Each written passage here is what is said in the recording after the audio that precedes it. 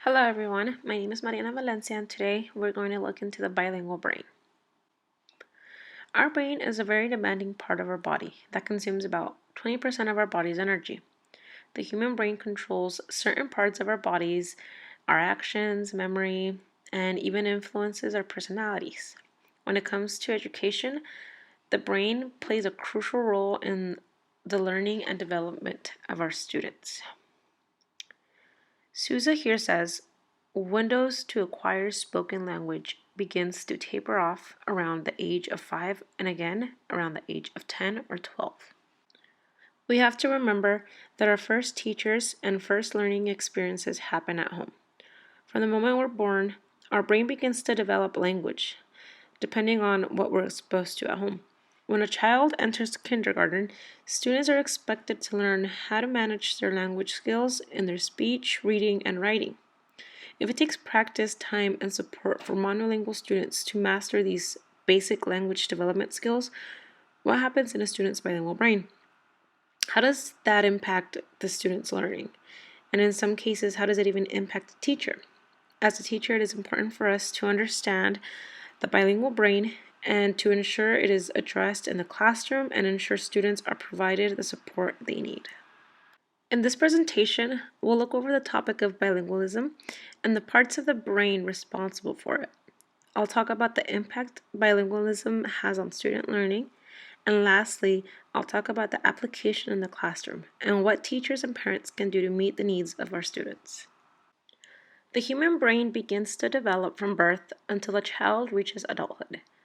Educationalists like John Locke believed that children were born as blank slates. With this belief, infants were not seen good nor evil. Their knowledge, personality, and nature would be influenced by the adults that surrounded that child. This meant that humans could be molded into any character and thinking. Recent studies have shown that children develop certain windows of opportunity in which the young brain is susceptible to certain types of input from its environment. There are different aspects that begin to develop at birth, like motor development, logic skills, music, spoken language, and the acquisition of a second language. As time goes by, the window begins to taper off. Windows to acquire spoken language begin to taper off around the age of 5 and again around the age of 10 or 12. Some assume that children must be given a strong base in one language before receiving instruction in another language, or vice versa. This is probably why schools in the US do not introduce foreign or second language until high school. If the brain development is more open to acquiring language at a young age, it seems illogical that schools wait for new language acquisitions until high school. The development and acquisition of language are developed in the frontal lobes.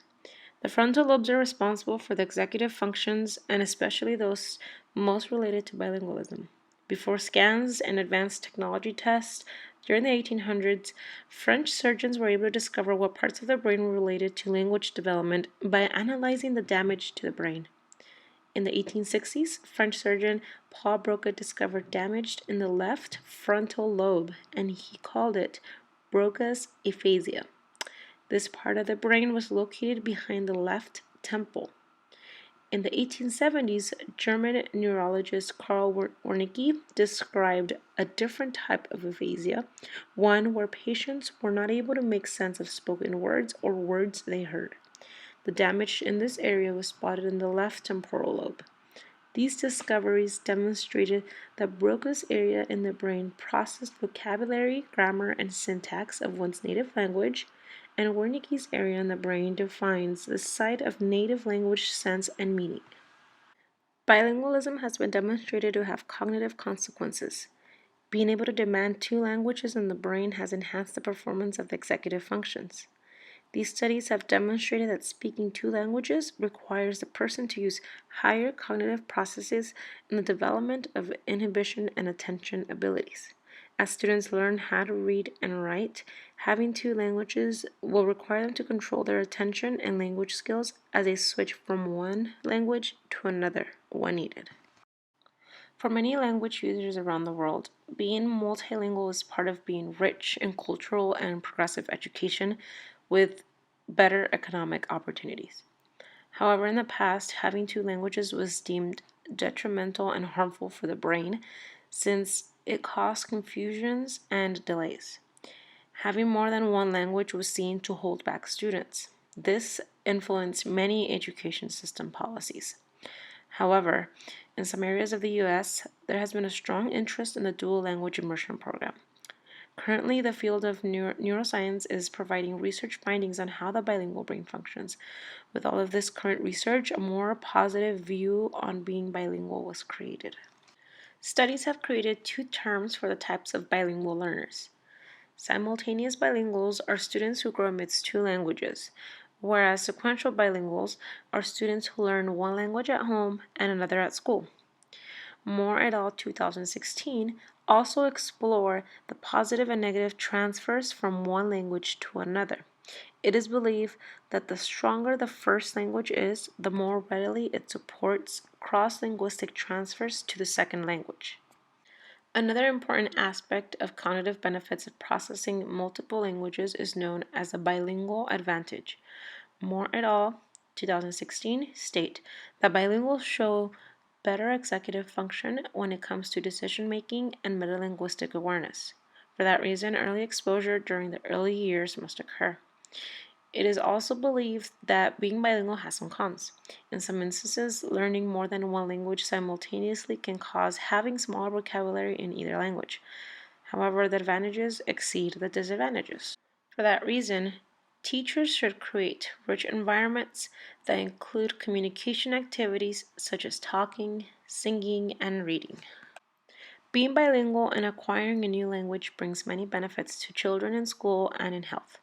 Using a second language enhances the child's mental development, and having a second language also builds sensitivity to sounds and phonemes. This provided more flexibility in thinking language and improved listening. Lastly, second languages open children to other cultures, giving them a sense of our country as it is becoming more multicultural. Knowing this information is vital for educators and parents. It is important to understand and acknowledge that the bilingual human brain is very busy. It needs established support in the classroom and at home. Educators and parents should model proper use of either language so that students can learn more about that language. Moore et al. 2016 state that language proficiency needs more than what is provided in classrooms. Parents should be committed to support their children's multilingualism by making sure that they are still practicing their first language at home. Because students already master their first language, teachers can help their students use their first language to reinforce their second language as they're learning in school. Teachers can promote language using entertainment like music, television, audiobooks, computer programs, or even exposing them to encounters that are rich with language. With these similar strategies, parents can also promote first and second language development at home using the same means and media. However, parents should encounter their children in a more informal way to encourage conversation, personal interactions, and connections. Well, what can a teacher do in the classroom aside from all of this? That's why it's important to learn about the bilingual brain. It helps teachers design their instructional strategies to meet bilingual students' needs or emergent language learners who are learning English as a second language. Moore et al. Suggests playing with sounds of speech. Parents and teachers are encouraged to sing songs, play lyrical music, and highlight the second language's sounds in playful ways. Another linguistic strategy is the use of cognates, which are words that have similar spellings. This helps students create connections with previous knowledge to what they are learning or trying to understand. Lastly, after learning that language development and acquisition occurs in the early years of childhood, teachers should actively search for ways to integrate new language development in classrooms. Most schools do not apply second language until high school so that students do not get distracted from their school subjects. However, being bilingual can have many positive impacts on the child's learning. If students' window of opportunity for language acquisition is in the early years of their life, maybe it is time for a change.